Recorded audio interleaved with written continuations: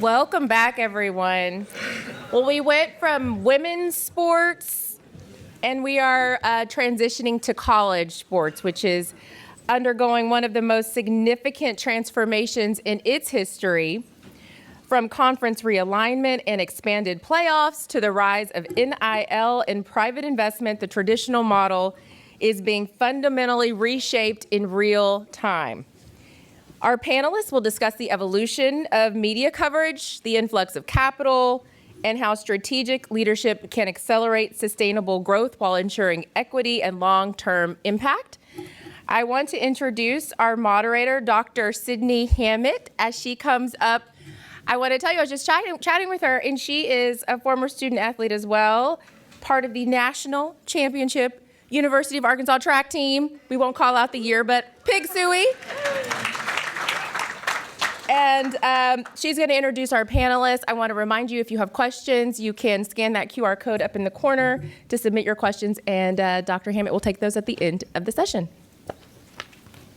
Awesome. It's so exciting to be here with you all today. So I'm going to go ahead and do a brief intro for our panelists, and then they're going to expand on their backgrounds. So starting off with, we have Brian Ullmann, who is the Executive Deputy Athletic Director and the Chief Strategy Officer here at SMU. So he is involved in what seems like quite literally everything. So we have Brian, and we also have Forrest Richmond, who is a Director at Arctos Sports Partners, and he is responsible for the various aspects of transactional evaluation and execution.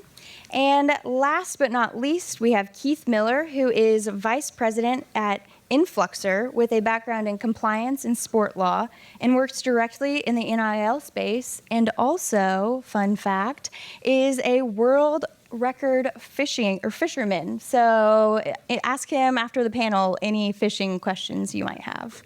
But we are so lucky to hear from all of them today as we discuss the ever-changing collegiate athletics landscape. I will let them do brief intros, and then we'll go ahead and get started.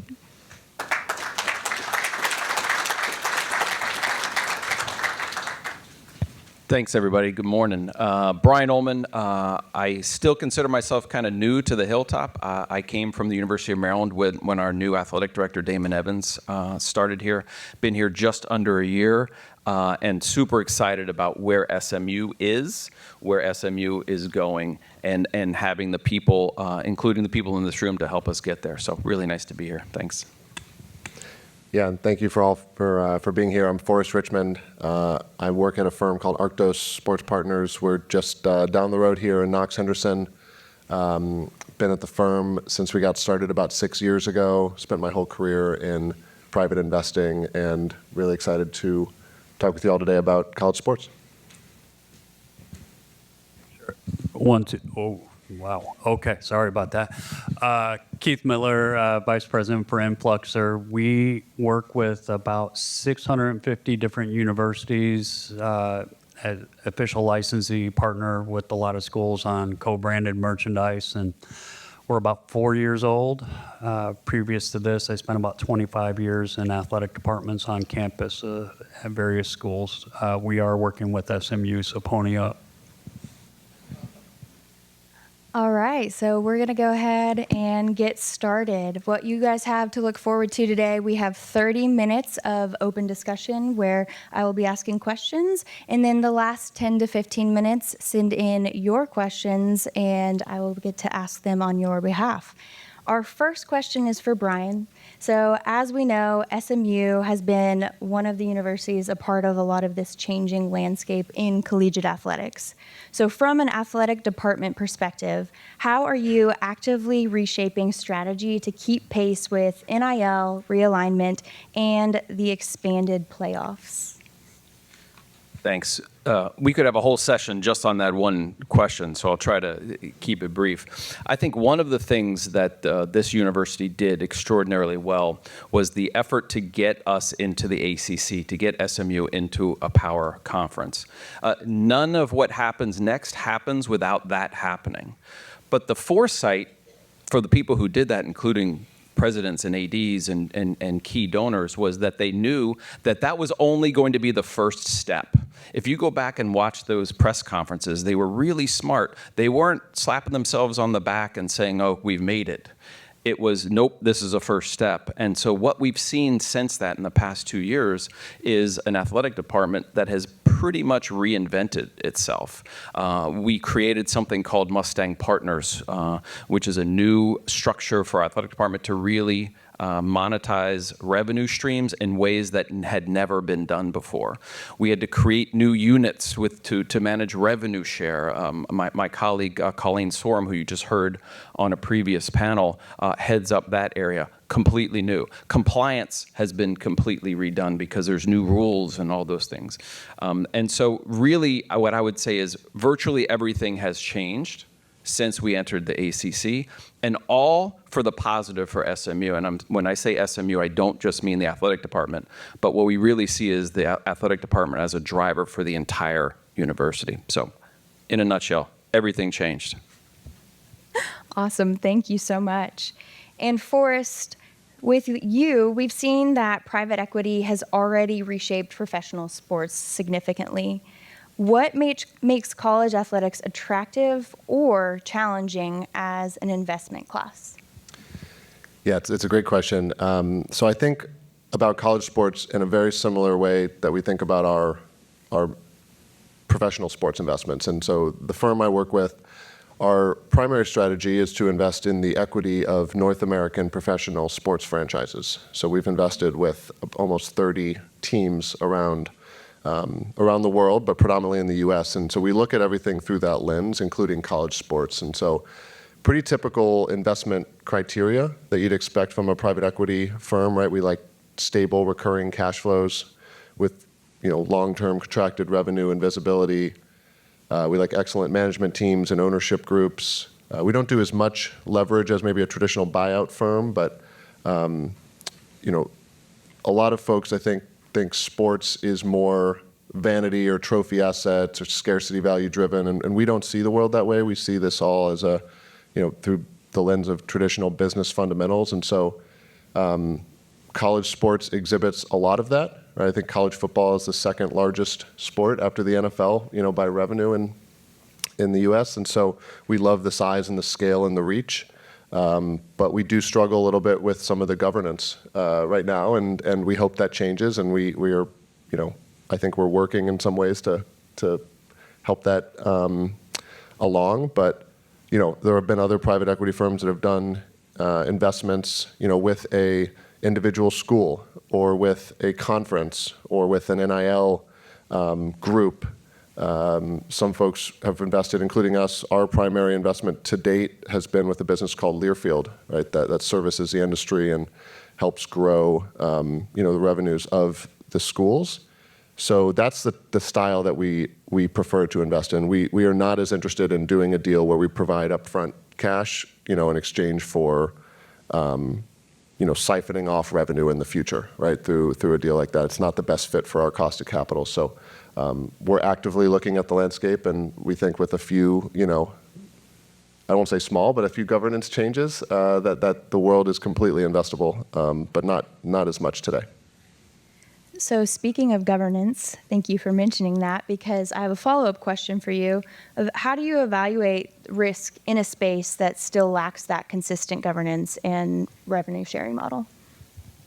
Yeah, it's tough, and that's sort of what I was getting at in what we need to change, because today, I don't know if anyone could point to one single person in the country right now that is solely responsible for college football.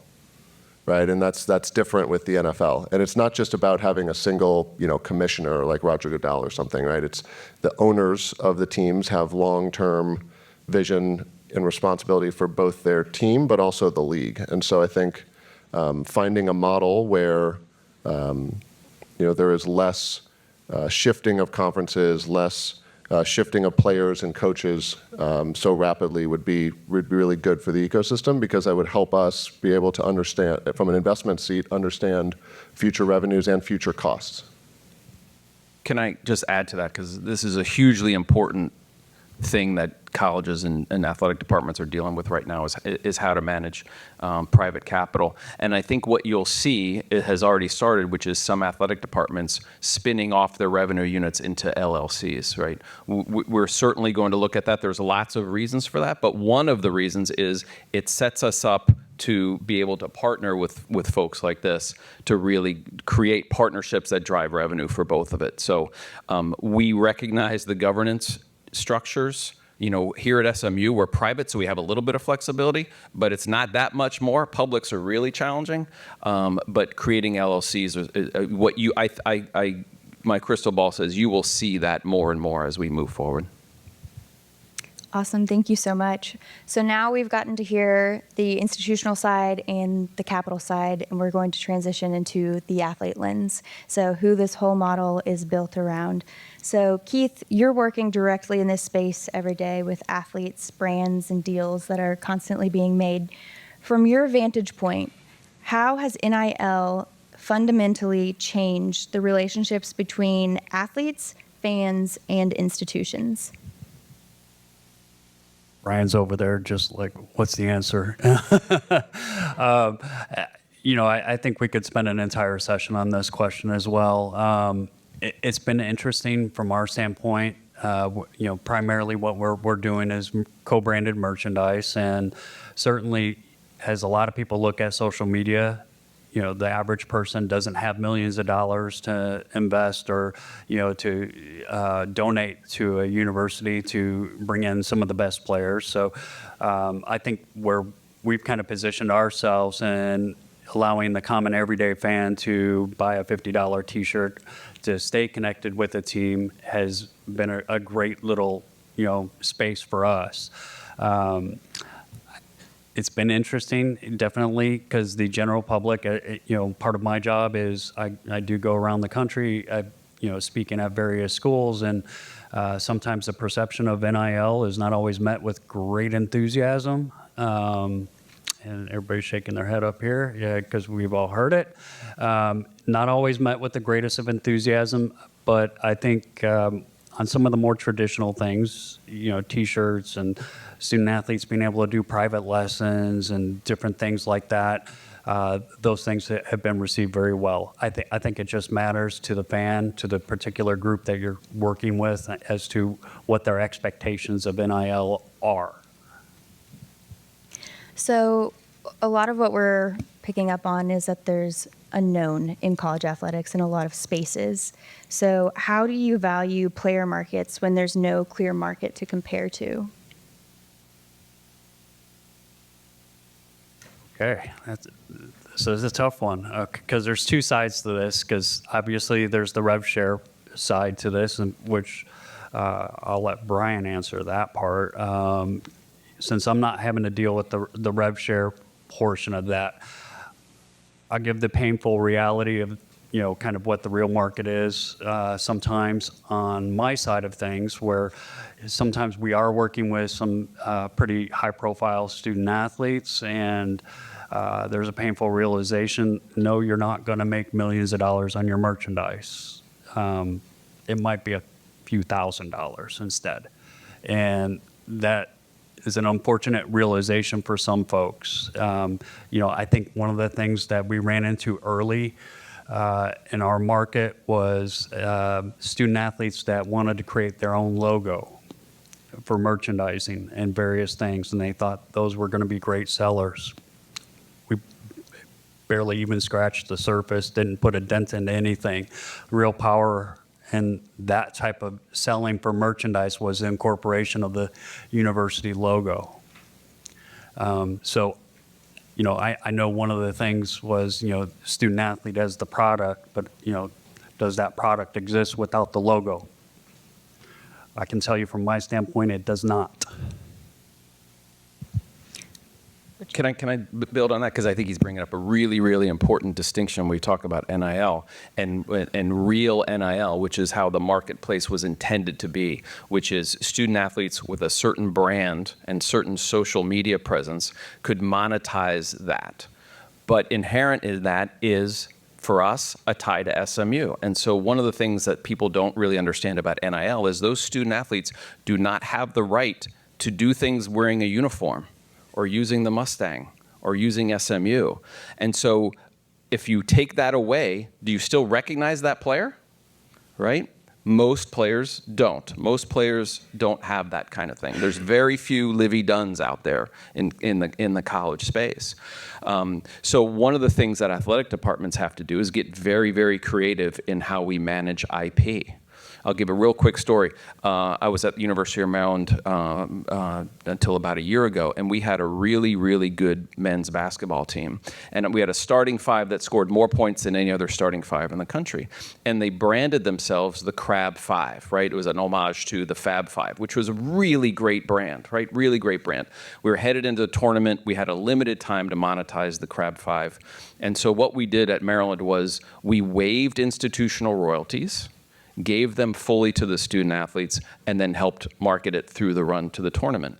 And so caught on, everybody's talking about the Crab Five, but the reality was maybe they made each about $5,000, right? So you have to really understand the mechanics, the market mechanics of what the opportunity is on something like that. Awesome. Thank you so much. So now we're going to ask a panel question, so feel free for all of y'all to reply. But everybody in here is probably wondering, there are so many different elements of college athletics, so who actually holds the power? Is it the conference, the schools, external capital, a little bit of all?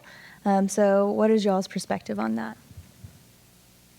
I'll go first. And what I would say, and I don't mean this to be joking, is literally nobody.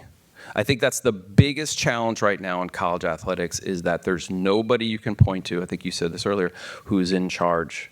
We like to believe that university presidents are in charge, right? They essentially represent the NCAA. No rules pass the NCAA without university presidents.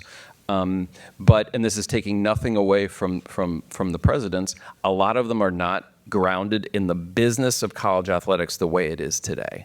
And so it is very, very challenging. The NCAA has lost so many court cases that they're very tentative in how they make rules. And you have conference commissioners whose first job is to just look out for their conferences and not for the enterprise.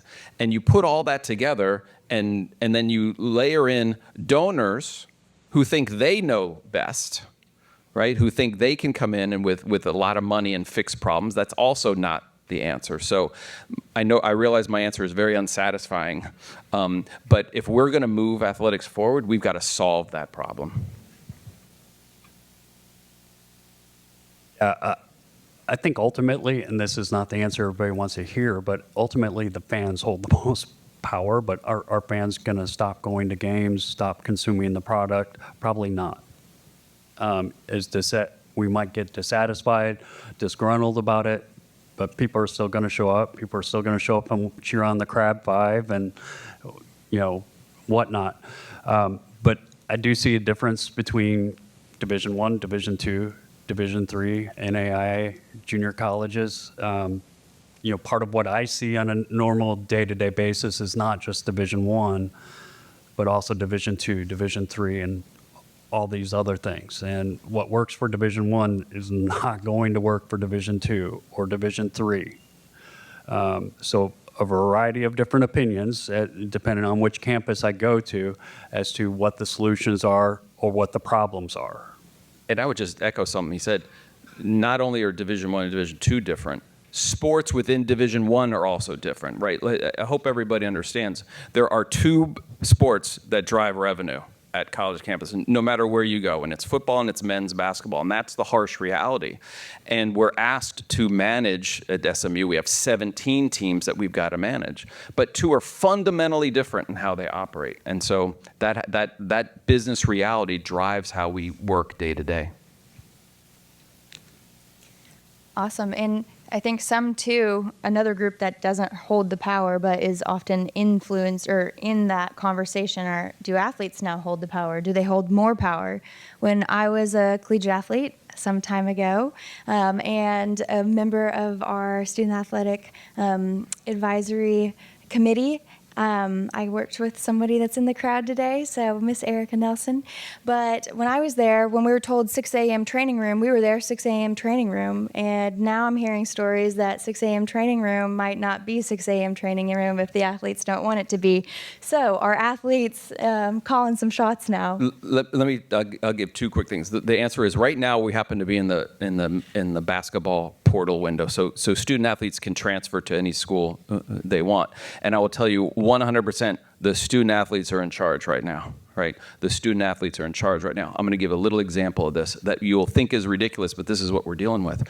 So at SMU, we have a contract that we sign with student athletes that say, here's what your responsibilities are, and here's what we're going to pay you in rev share. There is a clause in those contracts that say, okay, you won't do dangerous activities, right? You won't go jump out of planes and go cliff jumping and things like that. We're trying to protect what we're paying. We're paying in some cases hundreds and hundreds of thousands of dollars.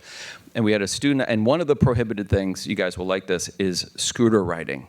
It is, let me tell you, we have more scooter accidents with student athletes than you would believe here. So we have in there, you can't ride a scooter.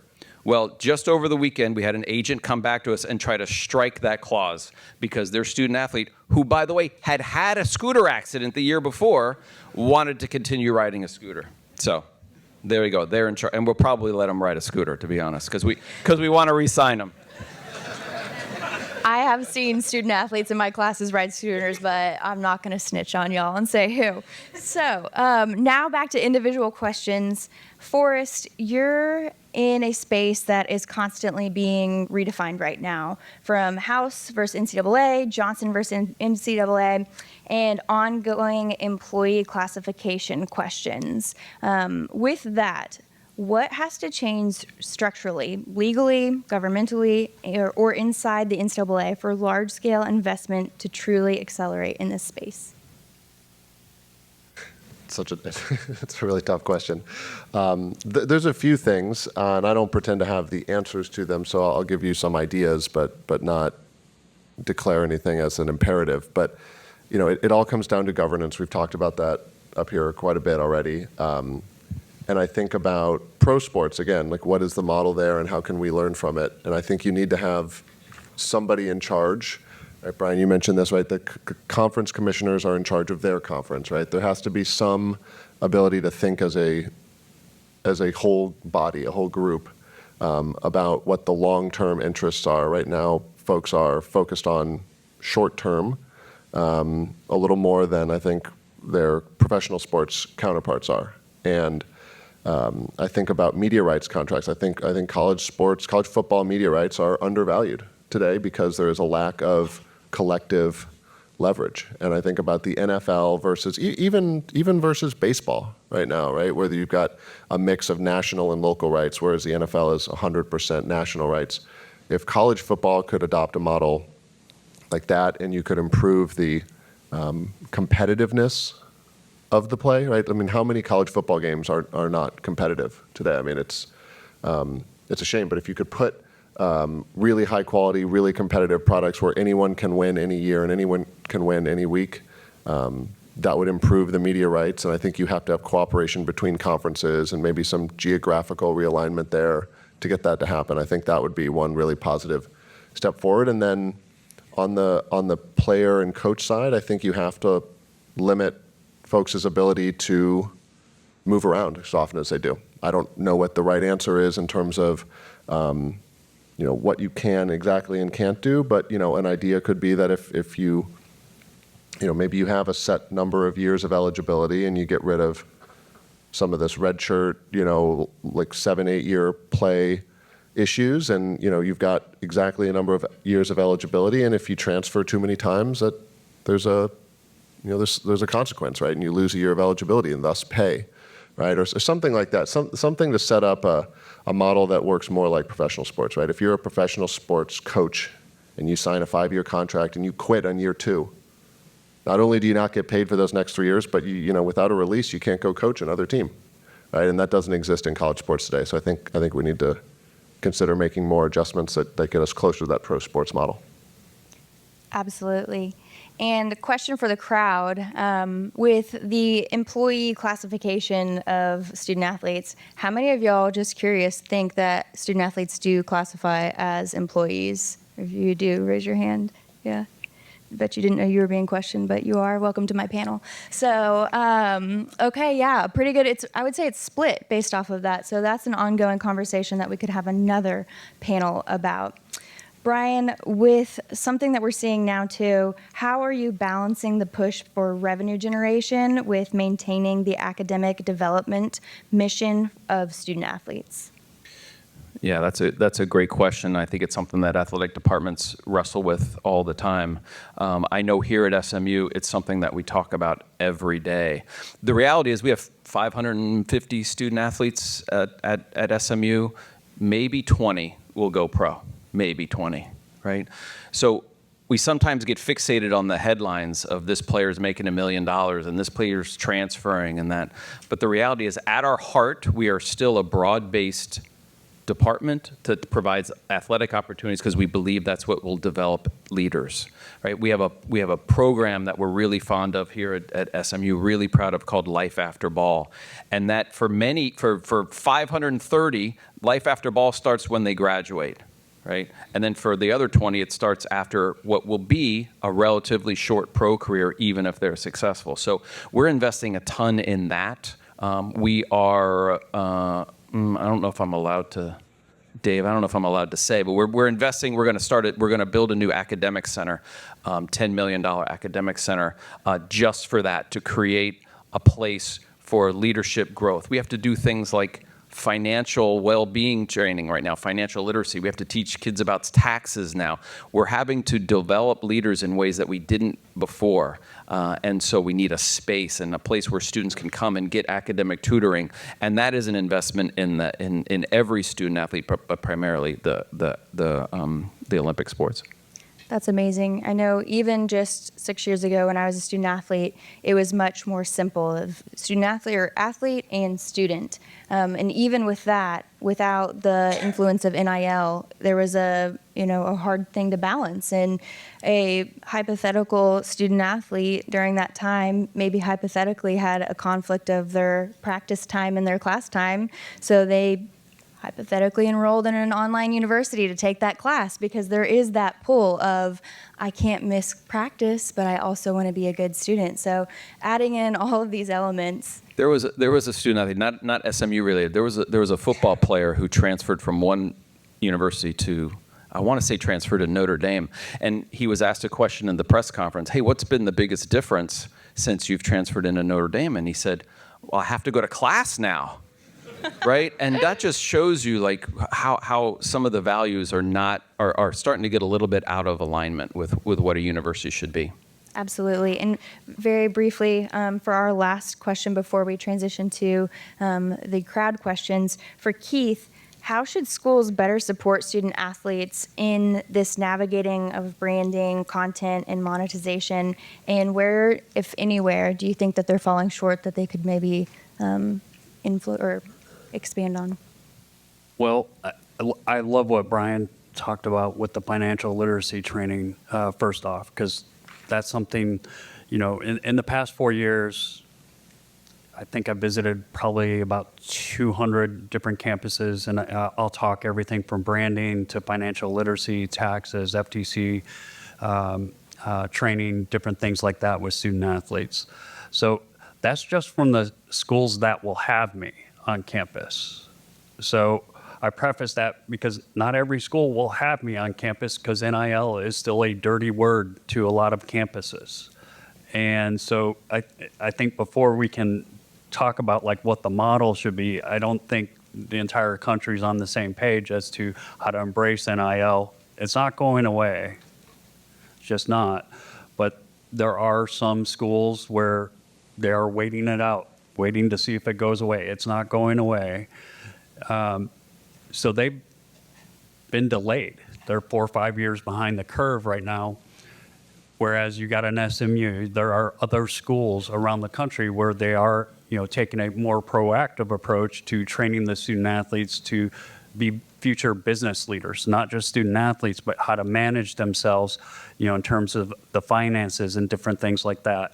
So like when Brian mentioned that's music to my ears, and I see that happening across the country right now. Business schools, having tax consulting sessions with some of the student athletes, various things like that, and using internal resources within the universities. That's important, and that's sometimes overlooked. But that's the model I think should be happening is, really kind of focusing on the person, their financial health, their well-being, because ultimately that's what's successful. Nobody wants to be poor coming out of college. So, Absolutely. Thank you so much. We are now going to move on to our Q&A from y'all. So first, leading us off, are private equity investors like Arctos more interested in investing in the traditional team brand and ticket sale cash flows or the larger expansion of the brand into multi-use sport campuses, if you can respond to that?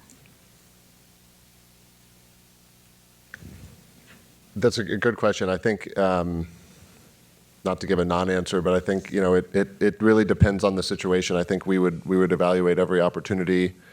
If I think back to our core business, a lot of it is, ticket and beer businesses, but a lot of it is media rights as well. And so I think long-term recurring cash flows are important. And so the nature of the ticketing businesses can vary quite a bit depending on the properties. So kind of hard to say in a vacuum, but I think both investment types are on the table. It would just come down to the specific facts and circumstances. Awesome.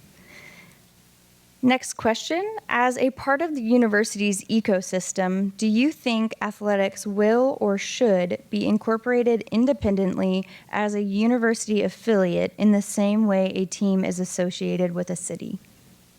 And that's to anyone.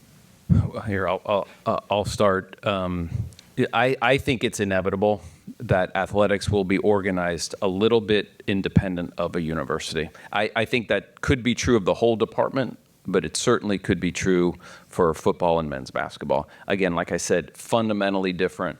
We have different workflows. We have different business decisions we need to make. And I think everybody in this room probably knows universities are not the most nimble of institutions. We have to get revenue share contracts approved by the president here. And the president has lots of things to do, right? Lots of really important academic and research issues to do. And my guess is he probably doesn't want to look at a rev share contract for a point guard from basketball. Those are the types of things that I think need to change. So not everybody agrees with me. I think it's inevitable that there's going to be a different structure. I think I agree with that. I think there's the possibility of single university LLCs, but also even at the conference level, right? You could have a commercial co at the conference level, and perhaps better yet, a commercial co at, that spans what are today multiple conferences. But I think having a single person in charge of the long-term thinking of all these valuable properties would be very important for the future. Co-sign that. So with that, what does a professionalized college model actually look like? If we're talking practice, not in theory, what would that space be?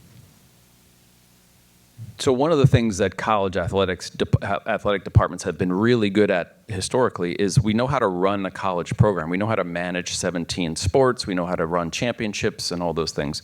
What we typically have not been good at is running it like a business. Right? I will tell you right now, as somebody who's worked in this, we do not run athletic departments like businesses. And we could get away with it for years and years, and you can no longer get away with that now. And so what we need in our profession are people who think differently than the people who have worked in this business for years.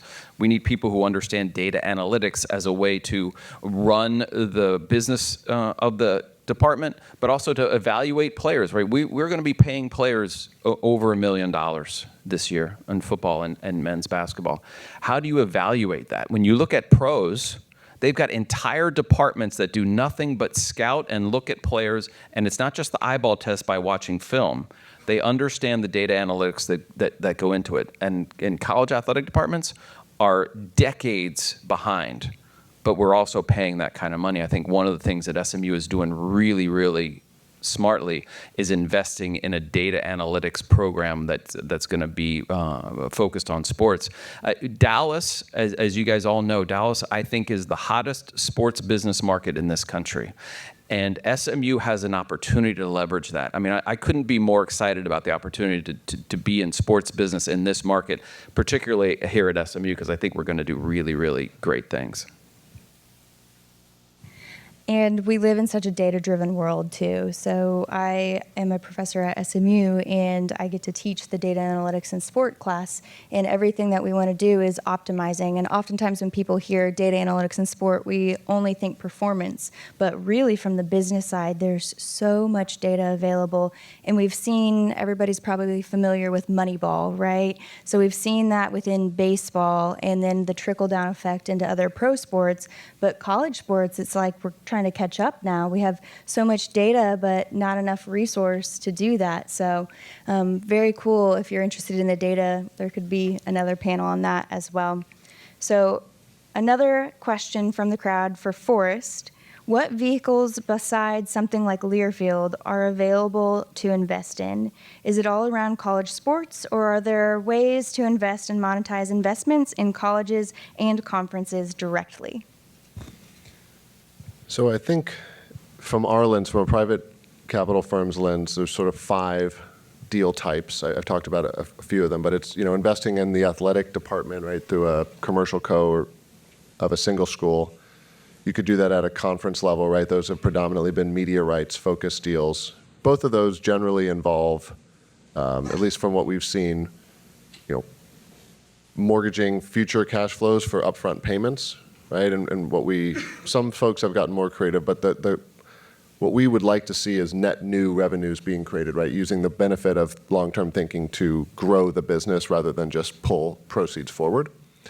Another deal type would be an NIL, right, but we as my specific firm would be restricted from doing that because we have investments with restrictions from like agency deals and things like that in professional sports. Then you've got the picks and shovel businesses like Learfield. There's plenty of other great businesses that service the space. But I think the one we haven't talked about yet that I found really interesting is real estate. And colleges around this country have a lot of land. That's one thing that they, are generally, have available to them, but perhaps have lacked the long-term business thinking of developing it, or just the need, right? And I think we're seeing more of a need today. And I think what we'll see in the not-so-distant future is more colleges, both public and private universities, developing their land to create net new revenues, right? And again, it's a little bit of a extension of the professional sports model. You've seen it in baseball primarily, right, with the Battery in Atlanta, and you've got Texas Live here in Arlington. You've got a few other great examples across the world of pro sports. I think there's no reason that shouldn't come to college, and especially if you can do a deal, right, where you leverage a public-private partnership with the university and their land and the financing that's available to schools like that. There's a lot of capital out there. So building, entertainment districts on college campuses is incredibly interesting to us right now. I think there's 2 things, if I could, to amplify on that. I love the phrase net new. We talk about it all the time. That's what athletic departments have to do. And one of the projects we're working on, I have a couple of colleagues here who are helping us on a stadium renovation project. Lots of schools have outdated facilities, and you've got to think about it in revenue terms, right? You've got to think about how many dollars per seat can you raise? Should you do a club seat or a suite or a general admission seat? What does the concessions look like? What does the merchandise look like? And so we're looking at that right now for Ford Stadium. But more importantly, and to your point, is how does that connect to the broader part of campus? How do people access it? You'll see arenas and stadiums now are part of districts. And college athletics, because we've tended to put our stadiums right in the middle of campus where there hasn't been that much opportunity, it represents a huge advantage both for the athletic department and I think for private investment. I think on that note, like as I talk with schools, not just building, you're 100% right. The real estate, that's the next phase. But some of the schools that have never participated in rental of facilities are now forced to look at rentals. I mean, who doesn't want to get married on, at the 50-yard line of their football stadium? I mean, you're starting to see things like that pop up, and you have to be creative and new with that type of thing. Hopefully, I just gave you an idea, Brian. Well, no, I'm thankfully single, but one of the things that I'll comment on is rental facilities. So rental facilities represents an opportunity for net new revenue. I'll just give you a real quick story. So Ford Stadium is a we're going to invest $250 million in renovating it. And from a pure business standpoint, if we're doing that, so we activate 7 Saturdays of the year, that's not very smart, right? That's not very smart. We need to build something that we can rent out. The little known fact here is that the city that we're part of, University Park, has restrictions on rentals. So we're trying to rent out the facility for, just candidly, soccer game and other special events, and we're actually prohibited from doing that. So we've got to break down those barriers. And to be fair, University Park has been very open to changing that and allowing us to do that. But it sort of reinforces the point that athletic departments have not been set up for business, and universities have not been set up for where business is today. And those are the challenges that we face on a daily basis, and we've got to make progress on. Amazing. Well, that is a great closing question and response from all of y'all. That is all the time that we have today. Thank you so much for participating in this discussion.